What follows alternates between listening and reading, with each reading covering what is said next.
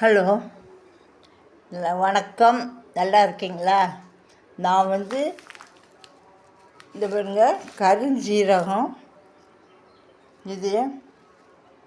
இந்த கருஞ்சீரகத்தை நான் வாங்கி வச்சுக்குவேன். அதே மாதிரி இப்போ மாம்பழம் கிடைக்கிற நாள், அதனால இந்த மாங்கொட்டைங்களை, அதாவது பச்சை கொட்டையிலேருந்து எடுக்கிற அந்த விதையை எடுத்து காய வச்சுக்குவேன். அதே மாதிரி பாருங்கள்,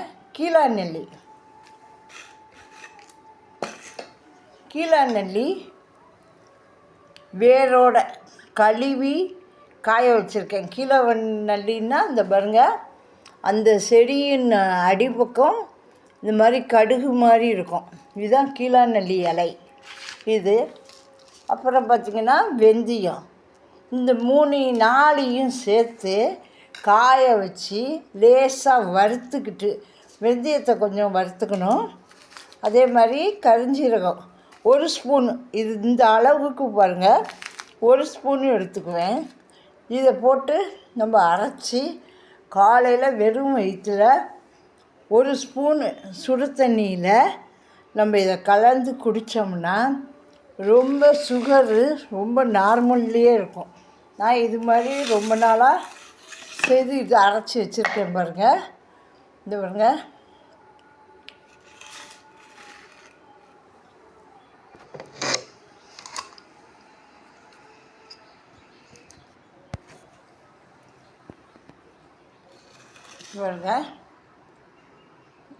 இது அரைச்சி வச்சு, இது 1 ஸ்பூன் தான், பெரிய ஸ்பூனு போட மாட்டேன்,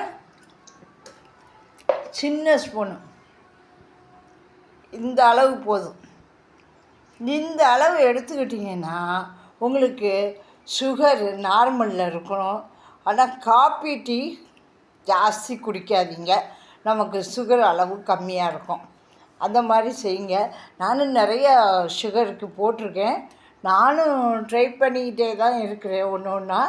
ஆனால் அளவு குறையும் ஏறும் இந்த மாதிரி தான் இருக்குது. மாத்திரைங்க எடுத்துக்கிறேன், எனக்கு ஒத்து வருது. அதனால் காலையில் மட்டும் இது சாப்பிட்டு காலையில் அந்த சுகர் மாத்திரை போடாமல் இருப்பேன். மதியானத்துக்கு மேலே தான் அந்த மாத்திரை போடுவேன். அதனால் ஒரு வேளை நிறுத்திட்டு இது ஒரு வேளை போட்டுக்கிறதுனால எனக்கு நார்மலாக இருக்குது. நீங்களும் இந்த மாதிரி செஞ்சுக்கோங்க. ஒரு 4 பொருள் தான்: கீழாநெல்லி இலை, வெந்தயம், கருஞ்சீரகம் பார்த்திங்கன்னா இந்த அளவுக்கு நான் இதில் ஒரு 2 ஸ்பூன் தான் போடுவேன், சின்ன ஸ்பூனு. இது 2 ஸ்பூன் தான் போடுவேன். இந்த மாதிரி நீங்களும் போட்டு சுடு தண்ணியில் இல்லை கொதிக்க வச்ச தண்ணியிலையும் போட்டு ஆற வச்சு வடிகட்டி குடிச்சு பாருங்கள். உங்கள் சுகர் அளவு எவ்வளோ இருக்குன்னு ஒரு வாரம் குடிச்சிட்டு நீங்கள் போய் பாருங்கள், அந்த அளவு குறையும். அதே மாதிரி டீ காப்பி ஜாஸ்தி குடிக்கக்கூடாது. டீ ஜாஸ்தி, அதாவது நம்ம சர்க்கரை இல்லாமல் கூட குடிச்சிடலாம். சர்க்கரை இருந்து போட்டு குடிக்கணும்னு ஆசைப்பட்டோம்னா நமக்கு கொஞ்சம் இறங்க கஷ்டம். அதனால் சுகர் போடாமல் ஒரு வேளை குடிக்கலாம். காஃபியோ டீயோ ஒரு வேளை குடிச்சிக்கோங்க. இந்த மருந்துங்க, ஏன்னா நம்ம நிறைய மாத்திரைங்க போடுறதுனால அதுவே நமக்கு ஒரு ஃபால்ட் ஆகுது. அடுத்தடுத்து சுகர் வந்தால் கிட்னி பிரச்சனை, கிட்னி வந்தால் ப்ரெஷர் பிரச்சனை, ப்ரெஷர் வந்தால் இன்னும் என்னென்ன நம்ம உடம்புல இருக்குதோ எல்லா நோயும் ஒன்று ஒன்றா பாதிக்குது. அதனால் நம்ம இந்த மருந்துங்களை எடுத்துக்கிட்டால் ஓரளவு கொஞ்சம் நாட்டு மருந்து தானே இது. அது மாங்கொட்டை பார்த்திங்கன்னா ரொம்ப நல்லது. இது குழம்புல போட்டதோ காய்ச்சதோ கிடையாது. இது பச்சையாக நம்ம மாங்காவை எடுத்துட்டு அதுக்குள்ளேருந்து எடுக்கிற பருப்பு.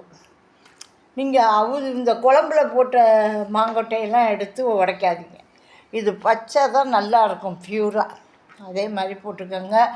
இதே மாதிரி கீழாநெல்லி இலையை பாருங்கள், அது உள்ளார பின் சைடில் பொடியாக கடுகு மாதிரி இருக்கும். நீங்கள் பார்த்துருப்பீங்களோன்னு தெரியல. அதே மாதிரி கருஞ்சீரகம், இதுங்களை போட்டு நீங்கள் செஞ்சு பாருங்கள்.